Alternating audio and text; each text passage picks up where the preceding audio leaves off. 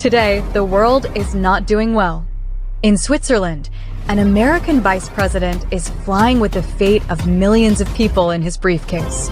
In Moscow, black smoke is still rising from a burning oil refinery. In southern Lebanon, bombs are still falling even though a ceasefire has already been signed.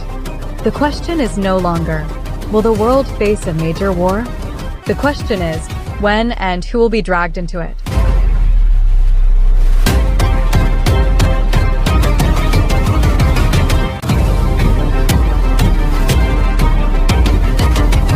June 21st, 2026.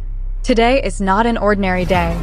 The Vice President of the United States, J.D. Vance, flew from Andrews Air Force Base directly to Switzerland. His mission? To negotiate with Iran, a country that had just concluded a direct military conflict with the United States and Israel. This is not a movie. This is real. Before departing, Vance spoke to reporters. I think there is hope that we will make progress on the nuclear issue and the ceasefire in Lebanon. Those are the two key issues. Yet their weight is equal to the fate of the entire Middle East. How did we get here? Let's go back to June 14th, 2026. Iran and the United States confirmed that a draft memorandum of understanding had been completed. 4 days later, on June 18th, the MOU was signed digitally. The military war that began on February 28th was officially halted. The MOU contains 3 crucial points.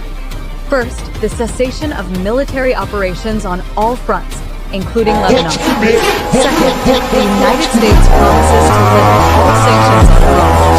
Third, Iran affirms that it will not develop nuclear weapons, and its stockpile of highly enriched uranium will be diluted. But there is one major problem. Iran refuses to move its nuclear materials out of its territory. And the United States, Vice President Vance explicitly stated that it still wants to limit Iran's long-range missile program. The two countries have 60 days to reach a final agreement. The clock is ticking. But something makes this situation even more complicated. Israel was not invited to the negotiating table. And Israel has already stated firmly that it is not bound by this agreement. Its forces remain in southern Lebanon. Iranian Foreign Minister Abbas Araghchi warned, Washington must take full responsibility if its ally violates the agreement. This is not merely a nuclear negotiation. It is the biggest geopolitical gamble of this decade.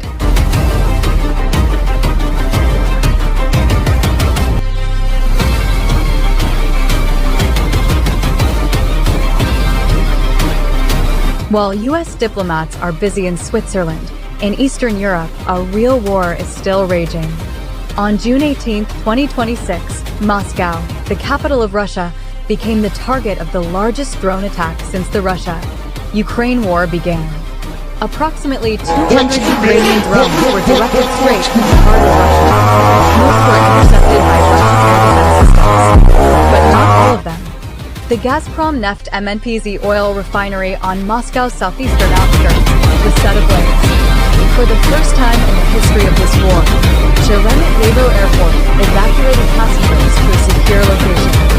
Moscow Mayor Sergei Sobyanin wrote on Telegram, Air defense forces continued to repel a large-scale attack, but several drones managed to reach the MNPZ.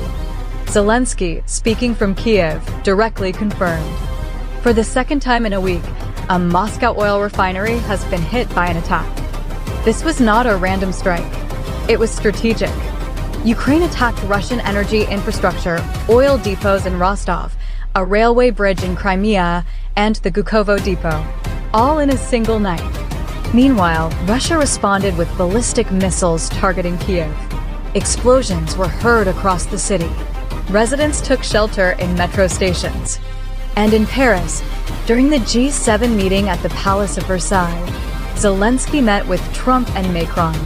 Sweden, Norway, and Canada announced new aid packages. Russia threatened retaliation. Ukraine did not take a single step back. And NATO continues supplying weapons. This is where we are now. There is no end in sight.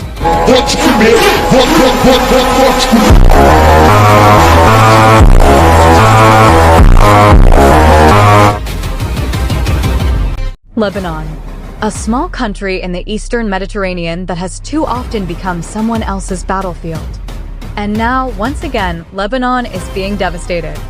On paper, the ceasefire between Israel and Hezbollah is already in effect.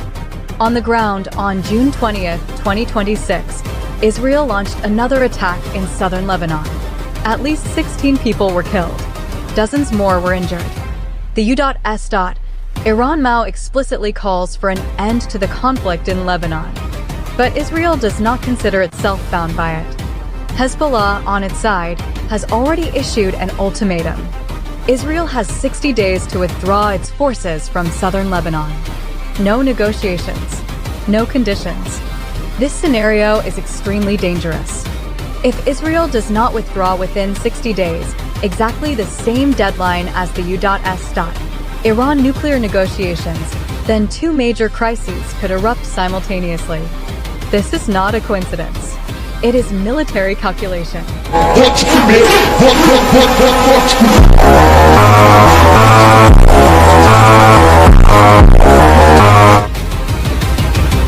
Let's pull back for a moment and look at the bigger picture. Today, June 21st, 2026, the following are happening simultaneously.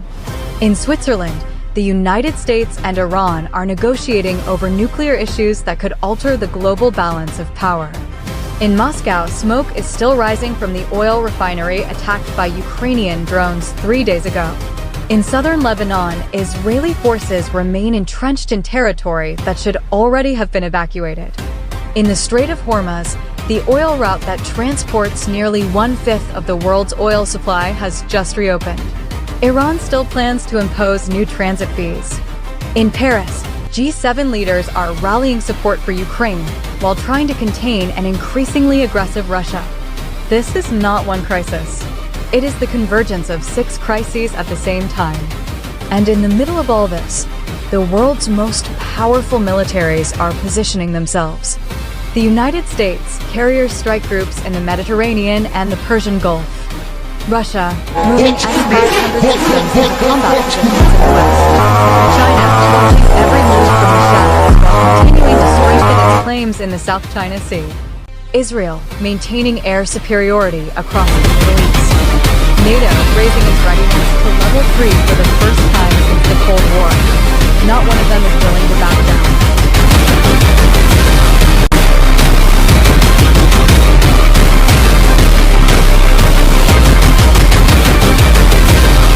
So, what is really happening? There are 3 possible scenarios over the next 60 days. Scenario 1. An agreement is reached. The United States and Iran finalize a nuclear agreement. Israel quietly withdraws from Lebanon. A Ukraine ceasefire begins to be seriously discussed at the G7. The world breathes a sigh of relief for the moment. Scenario 2. Partial collapse. The nuclear negotiations fail because Iran refuses to move its nuclear materials. Israel continues operations in Lebanon. Hezbollah responds with rockets. The United States is forced to choose: protect Israel or preserve the Mao with Iran. Scenario 3. Total escalation. If even a single military incident occurs, one ship in Hormuz is fired upon, one misdirected strike in Lebanon, the chain of escalation could become unstoppable. And when the United States, Russia, and Iran are involved in conflict in the same region, analysts use a term that we do not want to say aloud. The world now stands at the most dangerous crossroads since the end of the Cold War. And the decisions made over the next 60 days, in negotiating rooms in Switzerland, in Zelenskyy's office, in Tel Aviv, and in Tehran, will determine what kind of world we leave behind.